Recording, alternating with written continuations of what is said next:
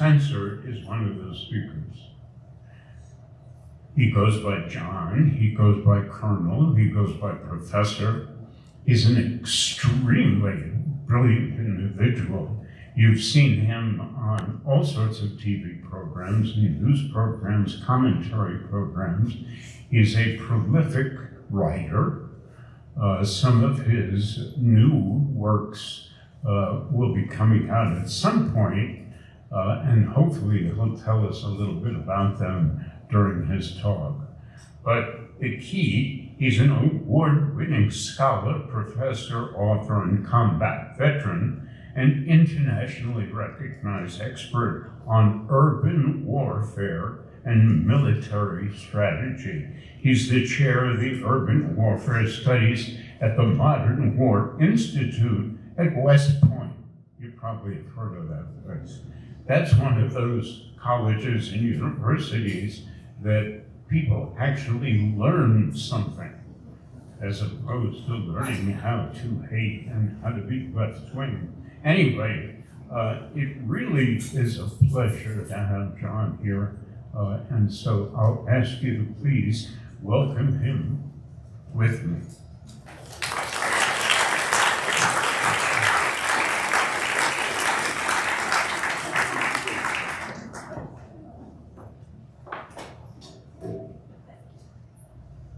Well, thank you so much, Alan, for the introduction. Thank you all for having me back. As somebody who has been here before, I know that the question and answer period, or the question period, can be informed questions. So I'm really looking most into that. But I never give the same talk twice. So you can guarantee that if you see me talk, I never give the same talk twice, because there's so much to talk about. And I know that many might believe that they want the update on what's going on now, and unfortunately I won't be able to give that to you because it will probably change as I'm talking.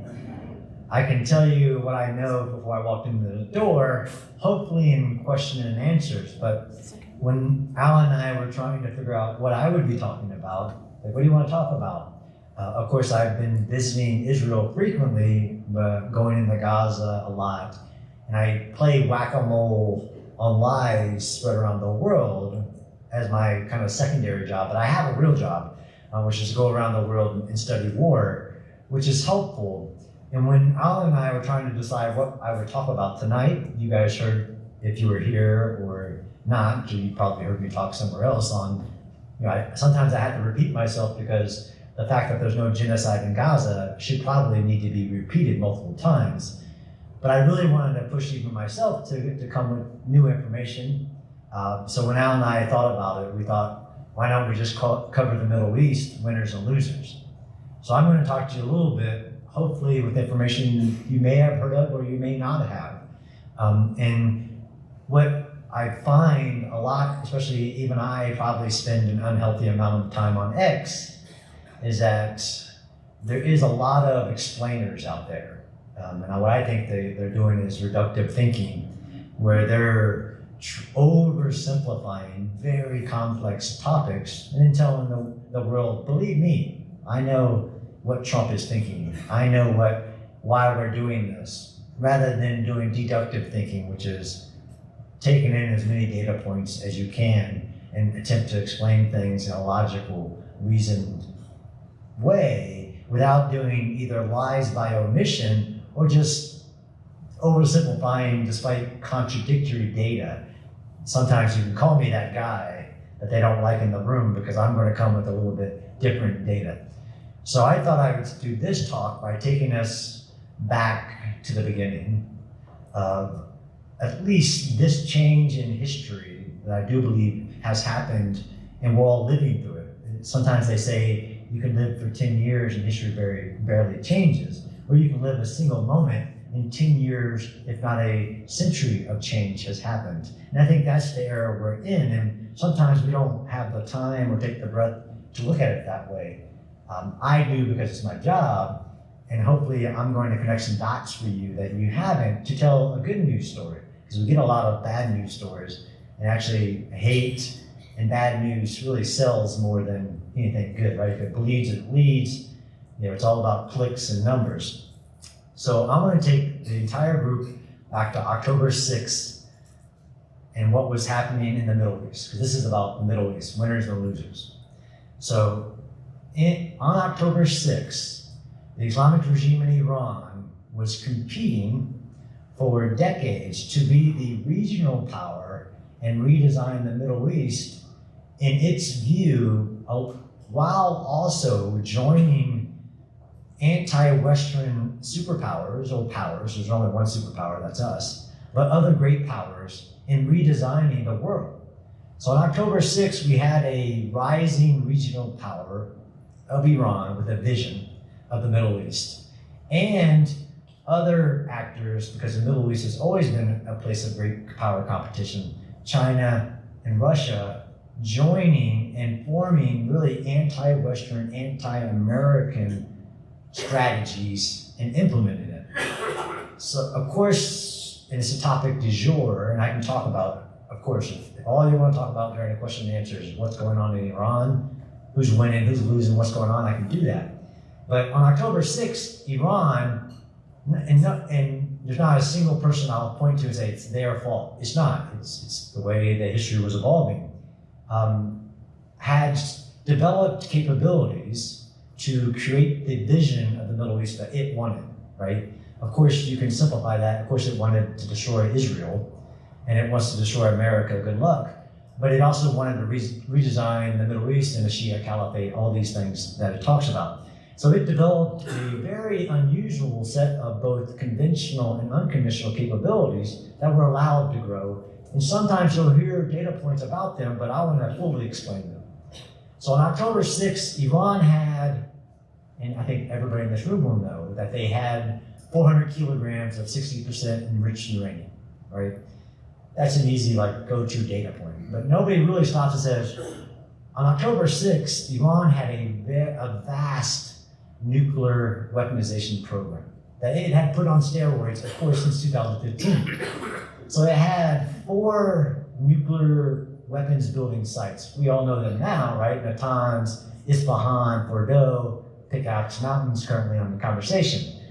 But what people really don't think about is all the parts and pieces that are of that. They had research centers, 15 of the world's leading nuclear scientists working on their nuclear program. The data point, and my beautiful fiance sitting here, I'll throw my startling factoids at her to see if they stick. And one that I have learned about, again, in the nuclear program is that, well, how do you get to 400 kilograms of 60% enriched uranium, which is really easy then to take to 90%? Well, you need centrifuges. Nobody talks about that. On October 6th, Iran had over 21,000 centrifuges. It had 4 manufacturing plants to keep producing centrifuges. So yes, they only had 400 pounds of enriched uranium, and according to them, enough for 9 to 11 nuclear bombs. That's the nuclear program. So they have research centers, nuclear scientists, 21,000 running centrifuges. In those, most of those actually at Natanz were about 16,000, but they had other ones, and they had the plants to reproduce them, a lot of them thanks to China. But that was their, of course, grand vision to fulfill their grand strategy. A nuclear weapon will do that, right? It would give them the umbrella to do all the other things they want to do. But that wasn't their own, what we call, center of gravity. They, of course, were building a conventional ballistic missile arsenal unique to a nation for attacking other people, right? Because you can have ballistic missiles for many reasons. If your main objective is to attack people. Iran was building, and there was no restrictions, no agreement at all in capping it. There was a myth about their ballistic missiles, that they weren't building any that would go over 2,000 kilometers. On October 6th, again, I'm trying to go back in time, Iran had over 3,000 cruise or ballistic missiles, which is, that's pretty good for a nation. Supposedly, none that could reach over 2,000 kilometers. They had the ability to produce 50 ballistic missiles per month, with the goal stated by them to get to 8,000 ballistic missiles. So this is on October 6th. Those two were part and parcel to giving it the shield it wanted to continue its plan to build a new Middle East, which is what this talk is about. And of course, you can't talk about Iran without talking about the axis of resistance, right? The billions of dollars to build either the ring of fire around Israel or just a proxy network across the Middle East to do what it's bidding. And I think the numbers are really telling. Of course, everybody in this room, not outside this room, will know Lebanon, right? So of the axis of resistance, Lebanon, if you look at October 6th, was its crown jewel, right? Hezbollah in Lebanon, which is an army in southern Lebanon, a state within a state, although they do own parts of Beirut. Just from that military analysis, because that's what I do, it's hard to figure, because I also work in this job of who's a combatant and who's not a combatant. On the rolls of Hezbollah, there's over 80,000 fighters. So that's an army of 80,000 at Israel's northern border. Many people I'm sure have been there, right on the border. Of those, 20,000-ish Redwan forces, highly trained. But almost the more important aspect of Iran's axis of resistance is that Hezbollah had anywhere from 150 to 200,000 missiles, short to medium range ballistic missiles, to include precision guided missiles. Had an arsenal in southern Lebanon on October 6th. On October 6th, of course, most people, and if they come to my talk, know about Gaza. So again, this is all a picture of the Middle East because Iran funds this entire axis of resistance. No matter if you're a 12-dayer Shia or you're a Sunni, they fund you if you're building this axis of resistance. Hamas had, and a lot of times I was just arguing with Piers Morgan against a device of my beautiful fiancée. Do you even know how many fighters are in Gaza? Well, just according to Hamas and Palestinian Islamic Jihad was about 40,000 fighters, but they also had 20,000 rockets. Most of those they fired already, but Hamas had 20,000 rockets. And again, this is all Iran. Syria, we're going to talk about the whole Middle East. Syria in October 6th is being run by Bashar al-Assad. It has a vast army, but Syria is acting as a land bridge from Iran to Lebanon. It's also a drug state, a Captagon drug state at this point. And it's being held up, Syria is, by Russia and Iran. That's the only way Assad maintained power. But it's a superhighway of missiles. So how does Hezbollah get 150 to 200,000 rockets? It's through this super bridge highway of Syria, tunnels, flights, everything going through Syria, part of Iran's greater plan. Yemen, Yemen was actually a surprise to everybody, to include Israel's senior leadership. On October 6th, Israel had not one intelligence agent in Yemen because it's 1,000 miles away. Nobody knew it was a major arm of, well, somebody knew, but most people didn't know that Yemen was a major arm of Iran's axis of resistance. The actual Houthis are 12-dayers, Shia radicals. And from 2015 to 2024, Iran took the Houthi element from 30,000 fighters to 350,000 fighters and armed it with an arsenal of missiles, shore-to-ship missiles, drones that no pirate terrorist organization, that's what it is, especially a pirate empire, has ever had. And of course, there's all kinds of atrocities happening, but Yemen is a part of the resistance, and 350,000 people being radicalized strongly by the Islamic State of Iran, and then being armed with this arsenal of missiles that can range Israel, but also threaten the Red Sea, which they end up doing. All right, one more left, Iraq. Not often talked about in the axis of resistance, but Iran, and I served in Iraq twice. Of course, I was attacked by Kataib Hezbollah in Iran. I almost lost my entire company to an Iran-backed group of Hezbollah in Iraq. In Iraq, on October 6th, there was up to 200,000 fighters a part of this PMF. Of that, about 100,000 of them loyal to Iran, a Shia-backed militias. this is the picture of the Middle East that Iran had built under everybody's watch, under all of that, just in Iran. But if this is about winners and losers in the Middle East, we have to talk about the great power competition in China. And this is why I argue strongly, objectively as possible, the idea of leaving the Middle East is just, it's ignorance, to be frank. And I can talk to why Israel has been so important, of course, for many reasons, but the idea that we would leave the United States, and it's always been great power competition. But on October 6th, China was not only the main backer of Iran, so 90% of Iran's oil is bought by China. And actually, if you look at the sanctions literally from the revolution till now, the person allowing Iran to evade sanctions is China. Where did Iran get those centrifuge materials to make centrifuges? China.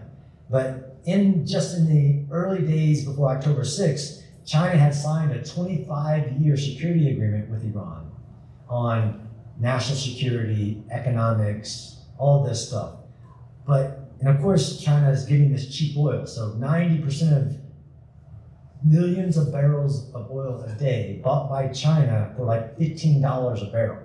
Most people in the room can tell you, like, a barrel of oil can go from 75 to 200. China's been for years buying at $15 a barrel from Iran because it doesn't care with the United States. But if you've ever heard of China's economic warfare against the United States, sometimes I'll struggle crowds in explaining the investments of China in the world's infrastructure as a Belt and Road mechanism to deploy economic warfare against the United States. Well, in the Middle East, of course, Iran owns energy fields, ports, railroads, metros in Iran, but it also does so as well in Qatar, Kuwait, other places.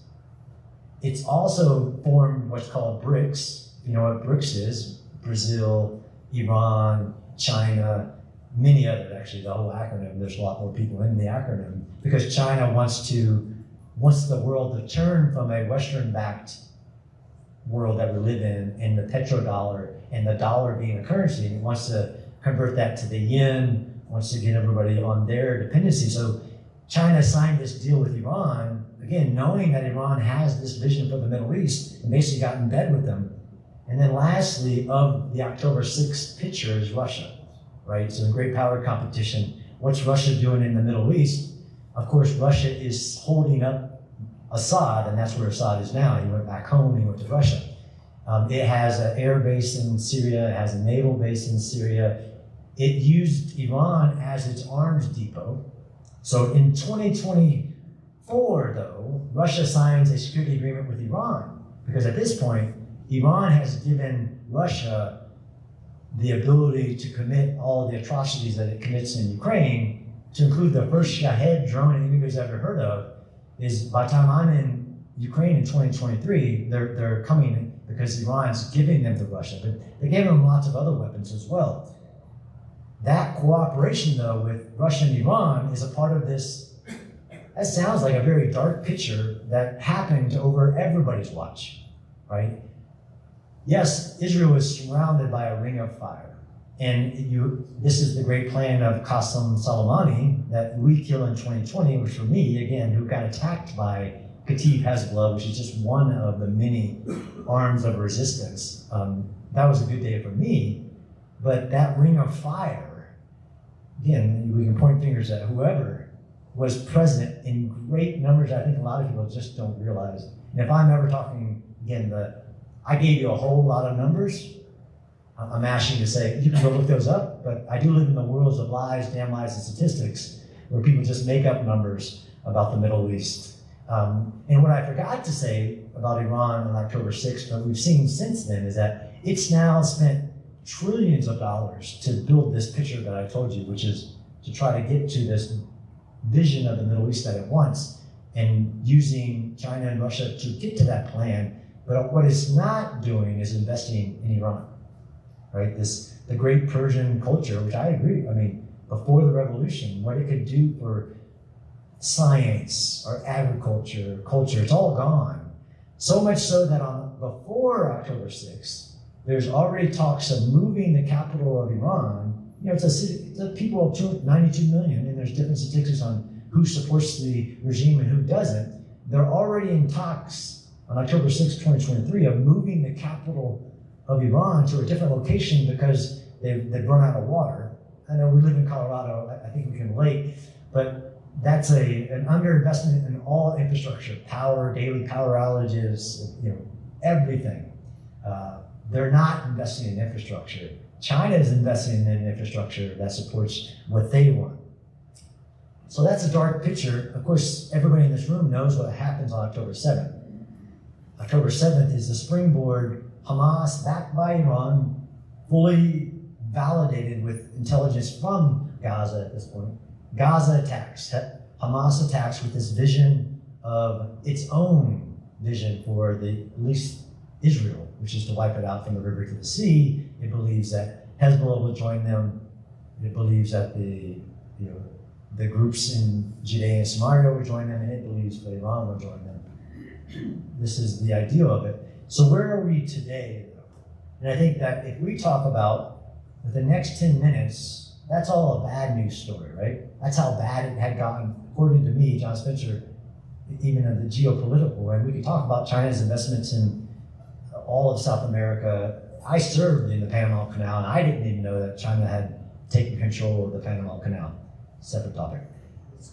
What's the situation in the Middle East today? Who are the winners and who are the losers? Let's start with Iran. So I gave you a lot of numbers about Iran, of what it had built. Today, we talk about that 400 kilograms of 60% enriched uranium that we need to get to. Of all that parts and parcels of the nuclear program, the scientists, the 21,000 centrifuges, the production plants, all of that, the only thing it has left of all of that today is 400 kilograms of 60% enriched uranium buried in mountains.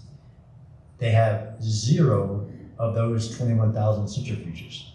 They have 0 centrifuge manufacturing plants. They used to have 4. They have 0 solid fuel petrochemical plants that would create the fuel they need for both missiles and centrifuges. So from the nuclear program, it is not politicized to say it's been set back at least 20 years, if not more. You don't reinvent some of those things, from the experts to the centrifuges. You don't reinvent that. To the missile shield, right? So this is the 3,000 ballistic missiles, which, oh, by the way, they were lying. Surprise, right? Iran was lying to the world, just like they had a fatwa on not developing a nuclear weapon while they're developing a nuclear weapon. It almost gets like comedy hour sometimes when I hear the people that believe certain things about Iran, but they said they weren't developing any of these past 2,000 kilometers, and of course they launched a missile since this operation at the United States, by the way, Diego Garcia, which is 4,000 kilometers away. But of those 3,000 that they had, we can debate how many they have left. You hear everything from 80% destroyed to 70%, whatever. This is the idea, again, the numbers. I can tell you that they were making 50 to 100 missiles a day. You know how many they're making today? 0. So from the missile program, we can say, like, what's left, all this, how much do they keep, missile launchers? It's easier to kill an archer than it is to knock one out of the sky. There's no numbers for the drones, although the drones aren't really the problem. Israel had a 99.9% interception rate of drones, but of course, you got to give Iran credit, separate topic, of this barroom fight strategy that it had after the United States and Israel attacked, was to start punching everybody else in the room. But it actually did have a consequence. So from the missile stockpile that Iran had, it's not there anymore. It can't produce anymore. I'm not saying it can't, but we're talking about what's the world today of Iran's rise to regional power. How's the axis of a resistance doing? Hezbollah, the entire leadership organization, people that they thought never could be killed, like Nasrallah.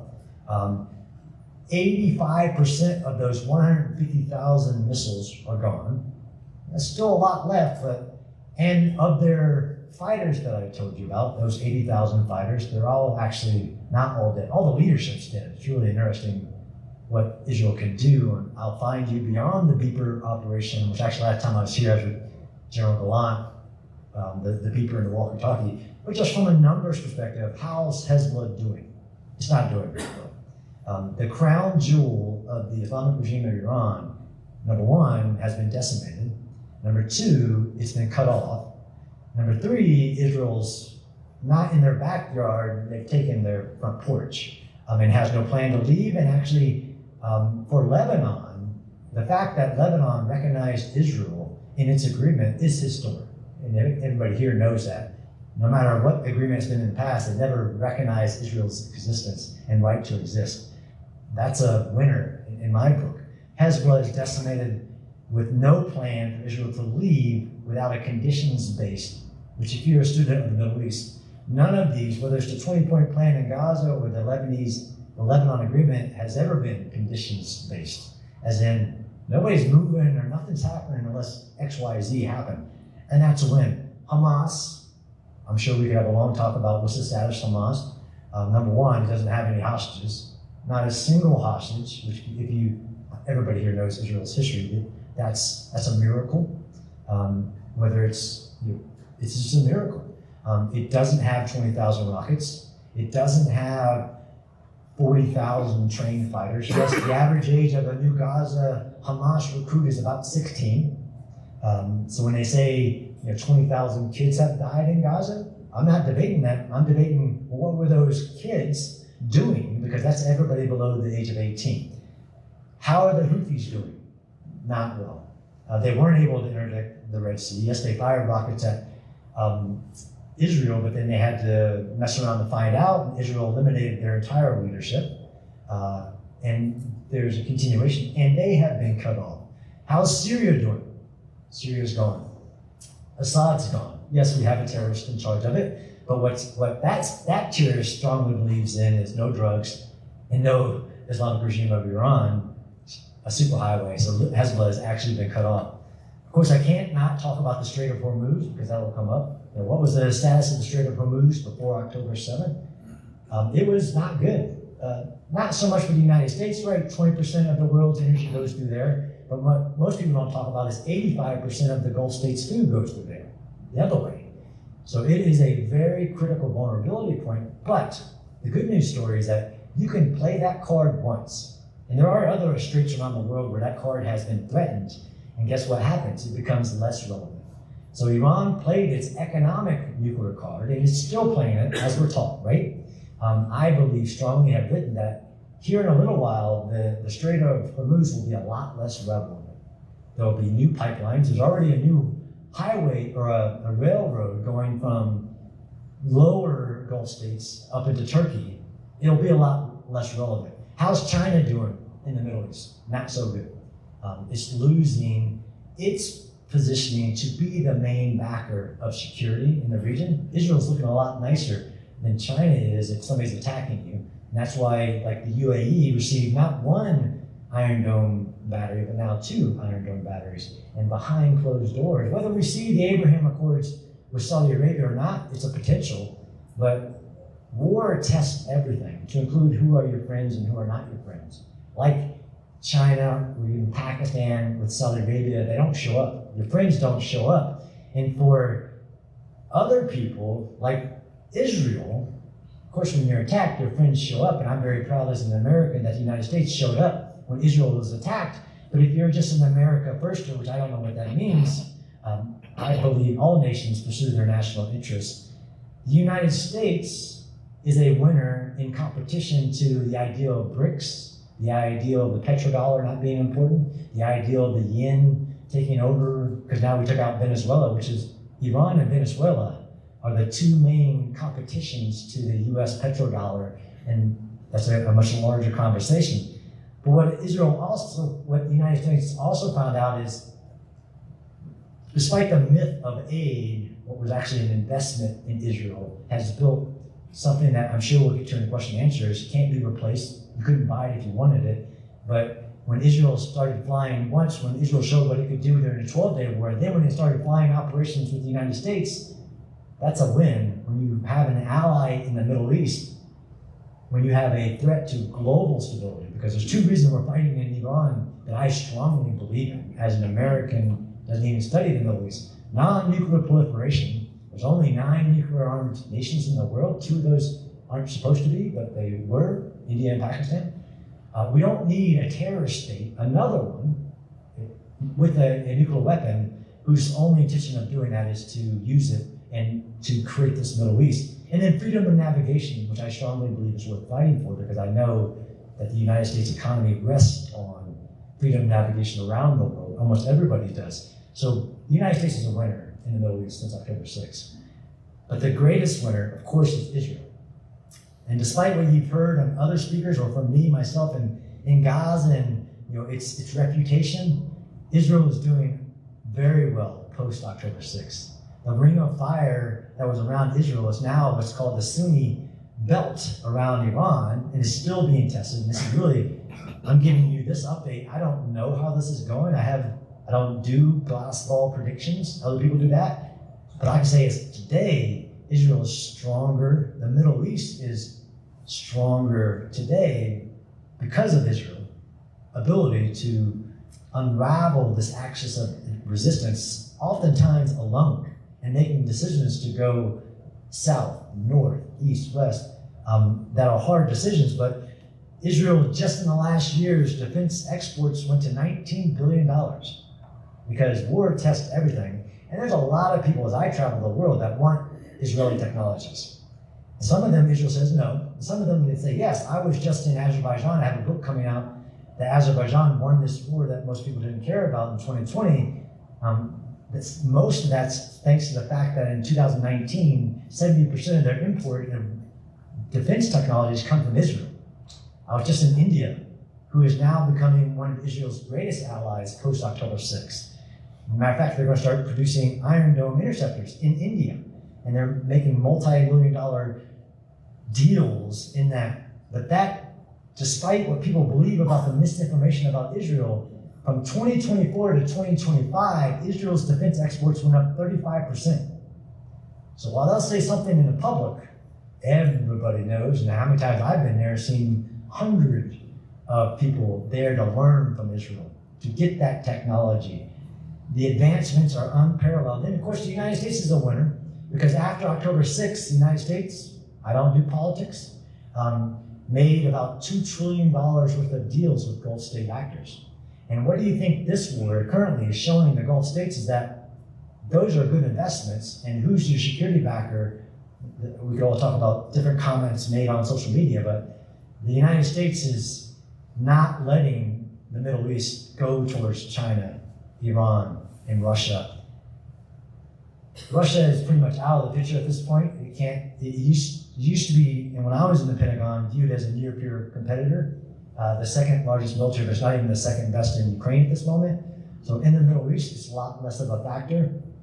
I ran out of time to talk about Turkey because it is a rising element. You could say it's a winner in all the losses that are happening there. So I have to talk about Turkey because Turkey is a NATO country. If I'm an America firster, that's a good thing. There are strategic passes in which it controls, if you understand that region, but it is trying to step in to fill some voids like in Syria. One of the main reasons that Syria falls actually is, first off, if you don't understand how Syria fell, it's because Israel had decimated Hezbollah so much, Hezbollah couldn't send the 20,000 fighters it had the last time Syria was in trouble to save it. Yes, Turkey is one of the other reasons that Syria falls, because Turkey backs the terrorist that is now in charge, and he makes a run at the capital. And this is, again, understanding war. You don't necessarily have to kill all the other people's defenders. You just got to get somewhere on the ground. But Turkey is trying hard, like trying to be a big part of the peace board and all of that. Now, the hard part is, I can tell you who are the winners and the losers. I can't tell you who's going to win. And the intractable solutions that are present in the Middle East, where I have what John Spencer would do, even in Iran today, maybe that's a question, what would I do, or what I would recommend the president to do? I can tell you what is likely based on what's happening today over the next couple of months or years in Gaza, in Lebanon. But I hope I painted a better picture than you probably ever heard, that it isn't going bad as people think in the Middle East. It was really bad on October 6th.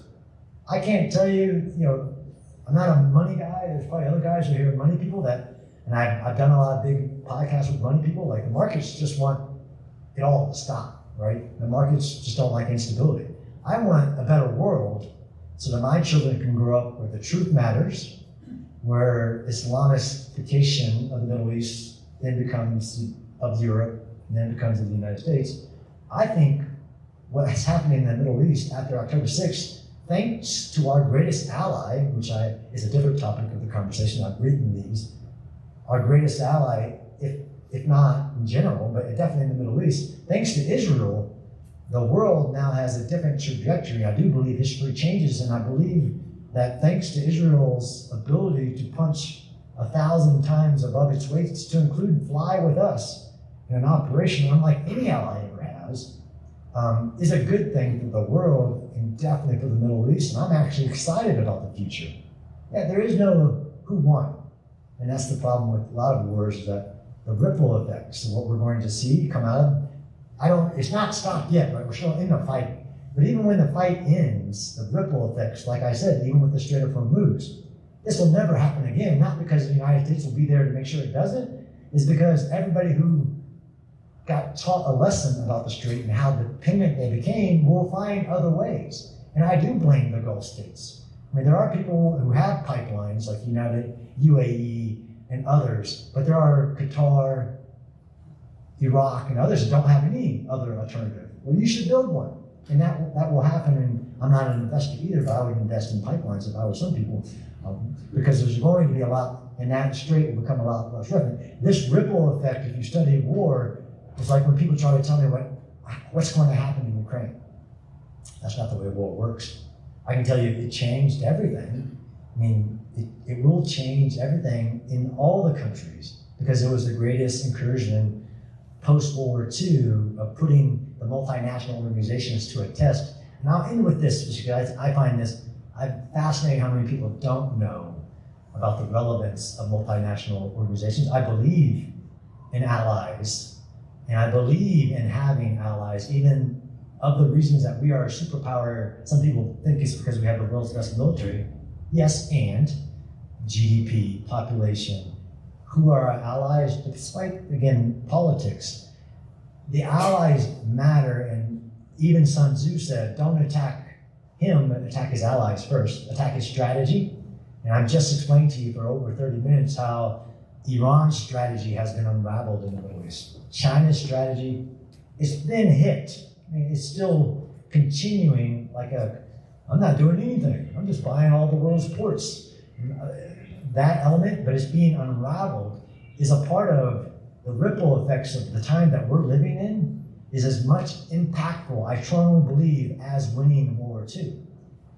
Now, we get to make decisions after this, we being the people that we elected, whether you live in Israel or the United States.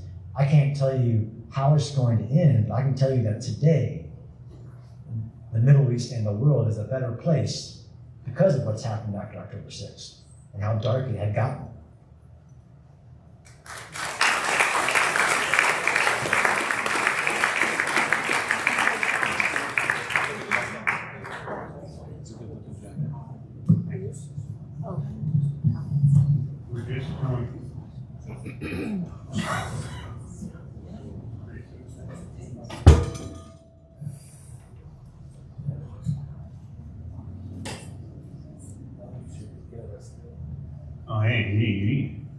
Hello. Okay. I'm going to ask John some questions, basic interview prior to opening to the Q&A for the audience.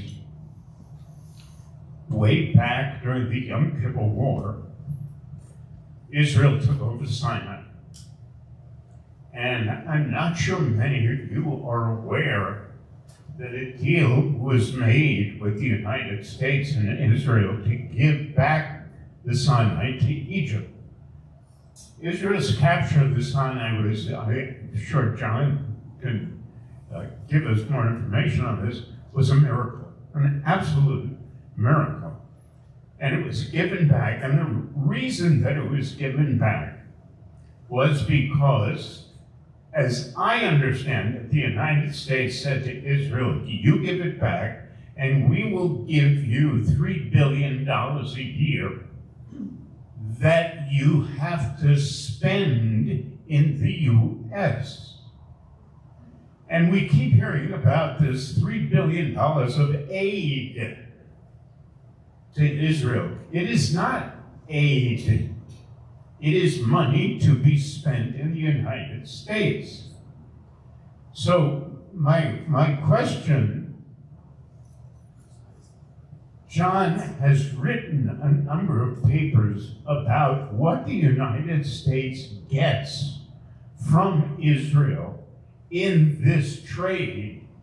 And also, if you would tell us a bit about how Israel is now moving to be more independent with respect to the production of what it needs to help defend itself. Sure. Alan, that's a massive question. I wrote one paper just because I get tired of something. Again, unhealthy time on X about that $3 million to include congressmen saying, I don't know what we get out of this, but it ain't worth it. Well, if I was an elected official, I would want to know what we get out of it or how it works. So I wrote, and I love almost having to state the obvious, because you can find out it's not obvious, that Alan's exactly right. The actual foreign military financing starts after Yom Kippur War around $2.1 billion. Then the MOU that we're currently under, it increased it to 3.8. Most people, if you just ask, on the street in New York City, we're giving money. Although I wrote this recent article on what do we get out of that. To be very matter-of-factly, so people can have answers. Because what we get out of it, it was so long, I had to stop, and I'm actually coming out with a booklet to say, what do we get out of Israel, and how, if you're very selfish as an American, what we get out of it, even if you didn't care about Israel, we don't get from any other ally, and we couldn't pay for it ourselves if we wanted it to. So, yes, you're right, after Yom Kippur, which I think we'll talk about in a minute, that was a miracle. It was such a miracle, which is one of the first examples that I can provide you of what the United States gets out of Israel, is that Yom Kippur was such a miracle of how did you survive that operation. That we conducted 20 separate studies of how Israel did it, from the individual weapons to the tactics, and it fundamentally changes everything about the U.S. military. Not only our complete doctrine of how we fight, but even the things we wanted to buy. The top 5, everybody hears about if you're a U.S. military guy, it's coming out of the Yom Kippur studies. Then you see us in the first Gulf War dominating. Well, you should have thanked Israel for that, because it all comes out of that. But the foreign military financing, he's right. The United States gives, unless you're in USAID, very little to anybody without really getting something, and we're giving this money exchange where we give a country money, they buy from the military-industrial complex. So I wrote this whole paper explaining that that's been the case with Israel as much as it is for Egypt, Jordan, whomever we give foreign military financing. It's not aid, and by definition, words have not meaning, and I truly believe that. So I developed this acronym. It would take too long. I wrote the paper, and it's called Returns, because I'm a military guy, and I got to put everything into an acronym. I mean, if I just go down a couple of the bullets of the returns, if you'll let me, like research and innovation, right? Of course, my dear fiance researching for her book, whether it's a thumb drive, a smartphone, you name it, the innovations that have come out of it, cherry tomatoes. From the military realm, I stopped about 30 innovations that have come out of Israel, because there is no laboratory on earth like Israel's laboratory when 1948, 5 Arab nations are attacking, 3 Arab nations, 2 Arab nations. When somebody is constantly trying to erase you from a map, necessity is another law of innovation, but there's something special in Israel that they will invent things like no other. So just that element, because I actually work with a lot of people in the U.S. defense apparatus like DARPA and others who spend billions of dollars on trying to do research, innovation for some military problem. But then I look at it and I'm jumping into combat in 2003 with an Israeli bandage on my hip because some Israeli sergeant created it 15 years before that in order to cut bleeding off. But then as you start looking across the US military, it's so many things that we could never have developed, and our allies gave it to us, separate than just buying from our factories. And so that's the E, the economic benefit, right? So we give $3 billion, they spend $3 billion to create factories in the military industrial base, which we know have basically shriveled to nothing. And imagine if we hadn't had our relationship with Israel, what our military industrial base would have become. Everything from missile factories to whatever, that's the investment. The new innovations as well. So it isn't just that they're constantly trying to be killed, so they're inventing things that nobody could imagine, but they're also buying our stuff, using it, and doing things, whether it's chutzpah or just the Israeli way, that we could never have imagined. And then giving that information back to us. And I was with, I think, APAC, and they didn't understand, like the F-35I, right? The world's only and best stealth fighter that Israel helps us build, by the way, because it builds the wings of it. Israel flew it for the first time in combat against Iran during the 12-day war, and just went in there. I don't want to be stereotypical, but like changing things. Like, I don't like this. I'm going to make it so it can hold bombs on the wings. I'm going to increase its fuel capacity. I'm going to change its software to deal with Chinese air defense systems and Russian air defense systems. So by the time Israel fights in June of 2025, and we go into Venezuela to get Maduro, we have upgraded our F-35s from the lessons that Israel gives us as our allies. And I can list about 20 of those where they take our stuff and do crazy things with it. And now we have the world's best. Of course, we all see it now in the 38 days that we decimated Iran. And we can go through those numbers of what we've done to Iran, like the 15,000 strikes that Israel and the United States have done nothing, and they're stronger. It's ridiculous. Thank you.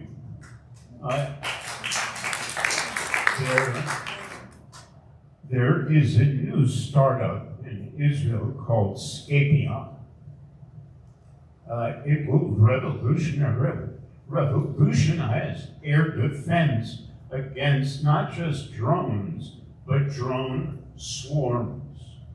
This is incredibly important. As most of you know, we've been hearing all about drones because war, and I don't mean this flippantly, has essentially become a computer game with people sitting in terminals guiding these drones.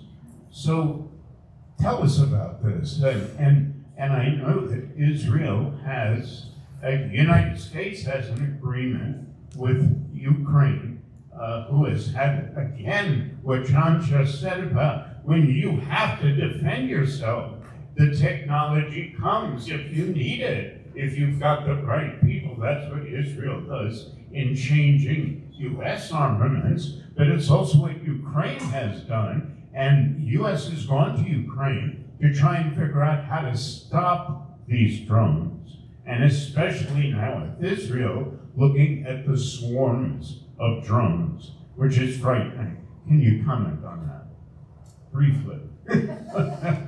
So I could give a lecture on it. It is the topic of many conversations that I'm in about the drone, counter-drone conversation. As much as in my days, the IEDs, and oh, by the way, my soldiers in Iraq were being saved by Israel task forces because the bombs that we faced in Iraq were Hezbollah bombs that they had dealt with during the Second Lebanon War. So they came to Iraq and saved American lives. Just the amount of lives that our relationship with Israel. You want to talk about drones? There's, a lot of times there's an oversimplification of the drone challenge. Yes, we're seeing American drones being, whether it's on the water or in the sky. We reverse engineered some Iranian drones and flew them back at them, which I'm really proud of, which actually are just reverse engineered drone of a drone that we had downed in Iran down in 2011, I think. So it's always this game of kind of action and reaction. Again, Israel being Israel, Ukraine has created a lot of innovations, and there are lessons there that are contextual, right? So that's the problem with talking war in general. They're so contextual, like the Israeli way. There is an Israeli way of warfare, and it's very different than American way of warfare or the Ukrainian way of warfare. But just from the counter, of course, the United States, again, we would not be as strong. There are Iron Dome interceptors, batteries in the United States protecting certain assets, to just from the missile defense, because a drone is a big deal. As the Prime Minister of Israel says, look, a drone with 100 pounds of explosives is a big deal, but a ballistic missile, which is the size of a school bus, raining down on your cities, is a bigger deal. But from the drone, because it's so hard and anybody can do it a certain way, becomes a challenge by the scale. He asked about swarms, which has a different definition, which means I just throw a lot of things at you, but most people think about it. There are two types of swarms. Yes, it's a lot, but it also can be AI-backed. Again, who is the AI superpower of the world? Israel. Who do we need as an ally to compete against China becoming an AI superpower? Israel. From the drone aspect to Israel being the first nation to break through on directed energy. So Israel is the first people to break through on directed energy with the Iron Beam. They had the breakthrough in the optics. That will revolutionize this fight of drone, counter-drone, and it's a very long conversation. But, again, people trying to kill you, who do you think transferred fiber optic drones to Hezbollah? Because that's what's killing Israelis as we talk in southern Lebanon, because it's really hard to defeat them. And Israel, the only solution that Ukraine has developed, besides like acoustic sensors to tell you they're coming, is to put a net up around you, which is smart, and that's what I recommend to some friends in Israel. But who do you think gave Hezbollah fiber optic wire-guided drones that started killing the Israelis a couple months ago? Russia, right? That's the only people who's dealing with it. But I believe, to your question about these new companies, right?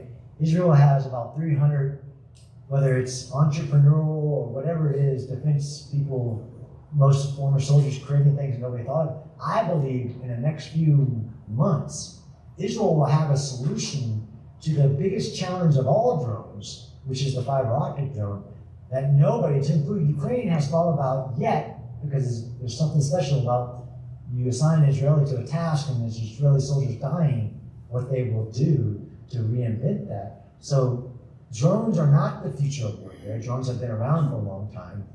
They are the cheap man's air force. And yes, if you don't have counter-drone, you're going to be found wanting on the battlefield. If you don't have cheap expendable drones, you're going to be found wanting. But it's a big topic. Israel politically has made a number of alliances that are incredibly important. For those of you not aware, Somalia was undergoing a revolution, and Somaliland came out of that fight, which is southern Somalia. And if you look at Somaliland on a map, which is a pro-Western country, it is right across the water from Yemen, the Houthis. This was an incredible strategic advance for Israel, having relationships, close relationship with Somaliland. Would you talk about how far Israel has come from Somaliland, from Azerbaijan, from India, and these relationships, and how that's going to impact the future of the Middle East and of energy going to Europe? Yeah. I mentioned a little bit, but a nation's of power, right? It's tools of national power. Well, we can all criticize Israel for its communication. It's telling a story of telling what it's doing, all of this. And ideals of people that I think are misinformed about Israel being excluded on the geopolitical stage. That's just not reality of the allies it has been building and those that stuck with it post October 7th. The relationship with Somaliland goes back pretty far. Actually, I had Yossi Cohen, former the head of Mossad, on my podcast to talk about the Tehran raid in 2018, which everybody's forgotten about, when Israel went in and grabbed 100,000 documents and brought it back to the United Nations, going, look, they have a weapons program that they trained for that in Somalia. They actually built a mock site in Somalia. That relationship goes way back. The relationships that Israel, and they just don't want to talk about it, that's the Israeli way. If you look, you can find them from, the fact that there are Israeli missiles in Germany now protecting Germany. They actually just bought another battery of it. Who would have thought, that Germany would be defending itself with Israel, not like the thumb drive, like it came from Israel eventually, no, like Israeli missiles, and buying $300 million worth of missile systems, not Iron Dome, but of the evolution of David Sling and everything. India also is a rising regional power, and the relationship between India and Israel, a country of 1 billion plus, is fascinating. And like the Azerbaijan one was developed a long time ago, and then they've stood the test of time. Like I said, Iron Dome production. Yes, I don't fault Israel for not wanting any more of the $3.8 billion. I want it because I want America strong, and I know an America without Israel is a weaker military for all the reasons that I outlined in my paper. But I understand the wanting to create a relationship, not a ability to call it aid when it's not in any sense of this. But Israel's divesting of its interdependence, and not just in the security sector, because the relationships that they're signing with India are, again, generational. Not just in weapons, but in medicine and data and AI, all of this stuff. These are all vital to a nation's power. So this goes back to, I understand what everybody's talking about, but I don't understand how all this other information about all of the countries, because it's not just the ones we're talking about, there are a whole bunch of other ones, like UAE, who really likes Israel right now. And there's going to be, actually they're signing defense agreements, and that's a major player. If you understand who are the United Emirates, what will that mean, not just from the defense sector, but relationship, visas, tourism, everything. It's a really good news story. That's huge with the Emirates, especially because they're such a financial center and Israel is such a tech center. It seems they'll be the pillars. Yeah, if you're a bank in the United States, you should thank Israel for cybersecurity. Because who's the global leader in cybersecurity and protecting all of our money? It's Israel. Multiple companies since October 7th signing billion-dollar deals for cybersecurity. Let's open up the floor to questions. And please make it a question. Well, I was planning on bring 20 questions, but I'll make one with 20. You brought us something very positive about how you see things after October 7th, but what are the red flags that you would really say, like, this is what I'm worried about right now that we should be taking care of? Great question. That is a great question. I mean, the things that concern me remain Qatar's investment in our society. I'm an American. I care that Qatar dumps billions of dollars into universities I don't want to send my kids to. Qatar continuing to invest, despite all the great work. Even my fiance's book coming out talks about whether it's BDS or the investment in historically black colleges. That's the red flag as an American. That is not the enemy at the gate, it's inside. So for me, that's a big threat. And how the Middle East reshapes will matter, right? The fact that Turkey is becoming the new Qatar is also concerning, that where are Hamas's leaderships, all of this element. Turkey is, if I was just to talk about the Middle East, but not that I'm an America first reader on that aspect, but that's my biggest concern, is that there is a resettling that's going to happen, not just in the Middle East, but globally. Like I said, I as a war scholar, did not understand. I knew a lot about China's investment, but the Qatar investment, because I believe education is where, and I've seen it around the world. I've seen where de-radicalization has happened. I've seen where national education has led to a very positive generational outcome. I'm worried about sending my kids to name a college at this point, as I've debated people like Omar Bartov about the lunacy of calling Gaza a genocide, and he is a tenured professor at Brown University, which before this I might have said, yeah, I'd love my kids to go there. No, I don't want my kids to go there. Questions?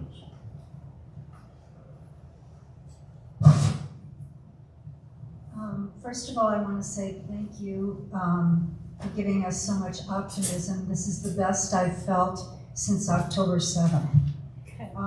But could you please discuss Qatar a little bit, because their reputation is that they're one of the biggest sponsors of terrorism in the world, and yet the Trump administration is so buddy-buddy with them and treating them so well, and I'm very confused. Yeah, I get this. So I'll be in India next month. I'll actually be back in Israel at the end of the month. I'll be back in India, and I always get to, what about Pakistan? There's a competition globally for backing terrorism. Islam, these are the common sense statements that we live with, which is, there's Douglas Murray, a good friend of mine, talks about there's a man walking through the fog. If we look back in time, we'll remove the fog, but we won't remove the man. So our relationship with Qatar is complex based on our time in Iraq. Qatar has the base. It has the billion-dollar base. It has these investments. There's a long list of reasons, not that I'm saying any excuses. As much so as, why would we ever do anything with Pakistan, which is a funder of terrorism all across the region, or Afghanistan? Why would we ever give the Taliban money ever again? I don't have all the answers. Actually, Alyssa would probably have answers better on what's the relationship, why do we continue? But this is the one thing I tell people too, when I'm okay saying what I don't know on the history of the relationship with Qatar. I know a lot about it. I know a lot of what's been revealed and how smart they are. And you have to give enemies credit, whether it's China, Iran, or Qatar, in the way that Qatar has tried to unravel our society through very smart investments in not just education, but in nonprofit organizations and protests and all of this stuff. Why can't we just cut it off? Is a very geopolitical, even in the Middle East, right? We just invested, this administration just made deals of $2 trillion, which relies on Sunni or, let's say, supposed non-adversarial governments. So where we'll put up with some things that we shouldn't is a very complex conversation. I'm not in the room, but I know it's not A plus B equals C. It's very interconnected. So Qatar's a hard one, as much as Turkey, as much as Pakistan. But this is in this war, right? There is a definition for war, but we are in a war for our own society, and Qatar is not on our side. In my opinion, John Spencer with no affiliations. I always have to add it in there. Other questions?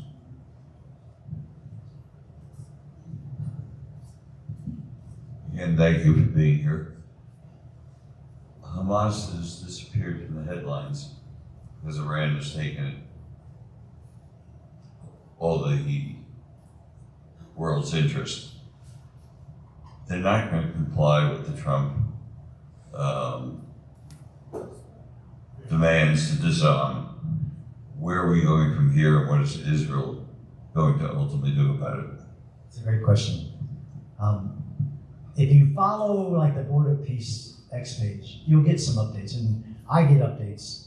Actually, the last week, Hamas, first time actually officially, has said it's willing to give up governments of Gaza and transfer it over to the NCAC. Sounds like a good news story. And I follow certain people that write and know a lot more about this.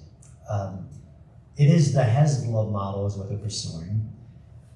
But on the positive, Israel has done what very few nations in any war have ever been able to do, is cut off Hamas from resupply. And yes, they've taken now up to, depending on what metric, 60% of Gaza. and are clearing the rubble of the IEDs, destroying the tunnels, which becomes a strategic problem. But Gaza still has the guns and still has the power, but that's for a certain limited amount of time. It doesn't have the capability to hurt Israel at this moment. And I don't think they'll ever get that chance again. If you want to, yes, there are parts of Israel where I could say there's a genocide against buildings, because Israel is building a buffer between Israel and the Gaza Strip. No matter what becomes, that will be a way to keep and ensure, again, people, you can take your shot, you get one chance at it. Hamas will never get a chance. How do you create a peaceful Gaza? One, as a historian, and I will say this in open spaces because it's historical. If it was any other nation other than Israel, and somebody did what they did on October 7th and crossed a border and attacked, Gaza would not exist today. I'm not saying that people wouldn't be there, but it would be Israel. That's just literally what happened in Azerbaijan. And the people chose to leave, and now it's all Azerbaijan. What's being implemented is, and I'm actually proud of the current administration, whether it's Mike Waltz, if you know Jeff Bartos and others in the UN, we're going to stick to the 20-point plan, which number one point of the 20-point plan is you will disarm. Now, who's going to disarm them? Is it quick? Well, there are some Israeli isms that are there on what it would take. The plan, though, is this incremental implementation of the 20-point plan, standing up the NCAG, and then if it was John Spencer, there would be a deadline, either disarm or not. Right now, where everybody needs to be on the same sheet of music is that absolutely not. Hamas is not going to implement the Hezbollah model in Gaza, where it gives up political power, actually, and political responsibility. So that's a double win for them, but keeps the weapons and the coercive power, right? That's why can't Lebanon solve its own problems? Because, well, in 2025, that's just very recently, Iran passed Hezbollah $1 billion. So when you have a state backer that has more money than the state you live in, it's going to be really hard to get rid of them. There is no easy solution to Hamas in Gaza, but I can say after watching it that is with the United States, and there are some people that came along to be a part of this international security force. They're kind of random countries, but I think Indonesia will become an important part of that you could restart the operation to completely disarm. It would be a nightmare. And you probably heard me this last time, is that the one person who needs to own the death that has actually happened in Gaza that is never talked about is Egypt. There's been no war in the history of war where one country could have saved tens of thousands of civilian lives, but not only refused to it, built a new wall to ensure not a single civilian gets out of Egypt. So the whole situation, there are some little political things.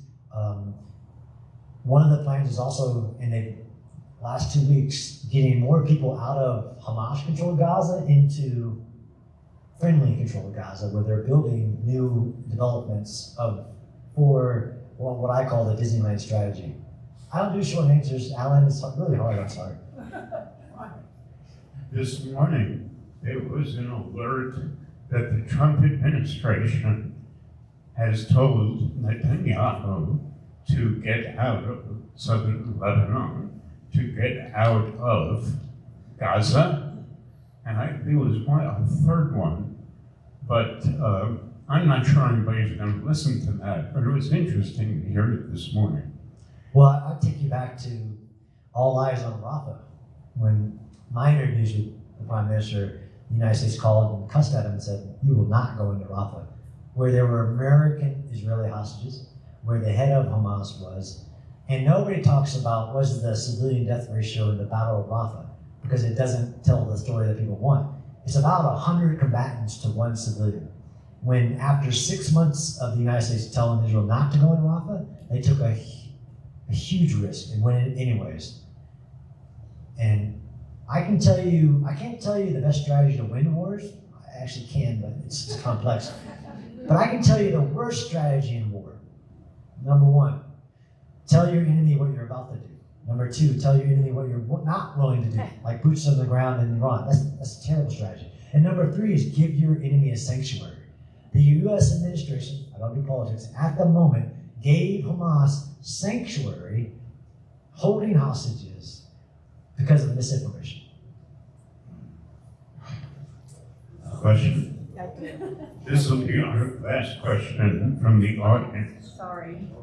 I have a question about the 3.8 billion, but first I have to say thank you. I have to add my thanks as well to what was said before for being one of the most thoughtful and articulate defenders of America, because we have the alliance with Israel. And the points you just made about Egypt and then what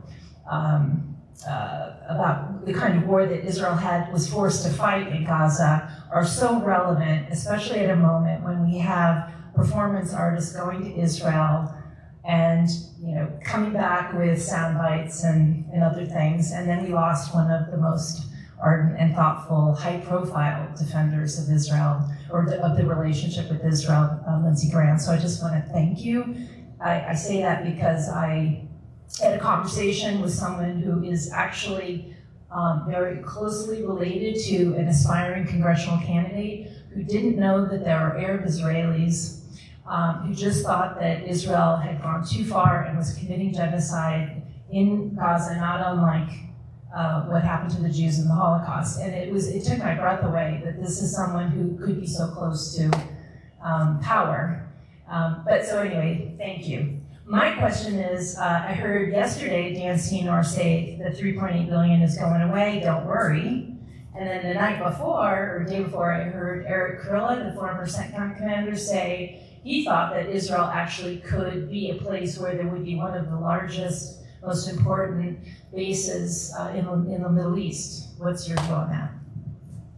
So the MOU isn't decided, right? So the update of the MOU, the current MOU goes to 2028. They're in debates. And it's a good idea to do it, I think, right now. Whether it's the United States, again, if you don't care about anybody else, wants that leverage and all the benefits we get out of the foreign military financing deals, not aid, from the $3.8 billion. I agree with General Kurilla, and I wish some of these 4-stars, like General Milley, who said, can you imagine what the United States would have done had there been an October 7th, even with those numbers, on the United States? I can tell you, again, what would happen, but there's been too many of these retired 4-stars that, for their own reasons, won't be as vocal as some that are. I agree it would be great, and if you were to go there now, I'll be there at the end of the month, and you see a lot of American soldiers, American refuelers. They've created an American base, actually. I would love that, as opposed to some of the other places. And this is, again, our disposition in Europe, and I don't do politics, is a post-World War II construct. It is, whether it's our bases in Germany, Italy, Japan, South Korea. I think that would be an amazing outcome to have a base in Israel. We already call, and I believe it, Israel the unsinkable aircraft carrier in the Middle East. That's a fact by historical aspect. Do I think it's likely? It's a great question. Again, going back to, I presented in 2024 at an international conference in Israel with over 30 countries present, begging for the lessons that Israel is learning and fighting the conditions that nobody's ever fought in.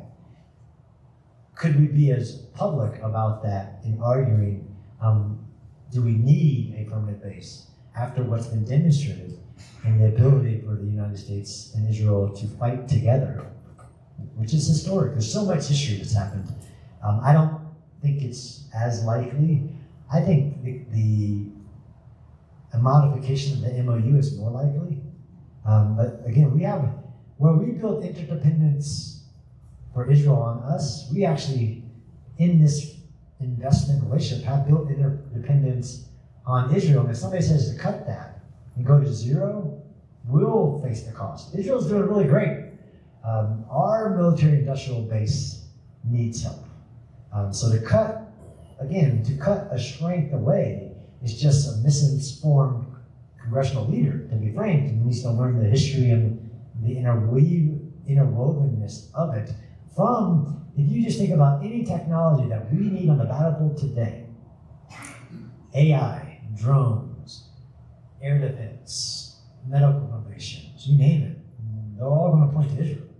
You want us to not have that? You can change it, and I think that's what the Prime Minister said. The Prime Minister of Israel said, I want to do it in 10 years. And I think that's a good solution. And reframe it, don't change anything, it's just reframed and it's not under the the Foreign Military Finances construct, which ignorantly can be called aid. I really want to thank John Spencer for coming here again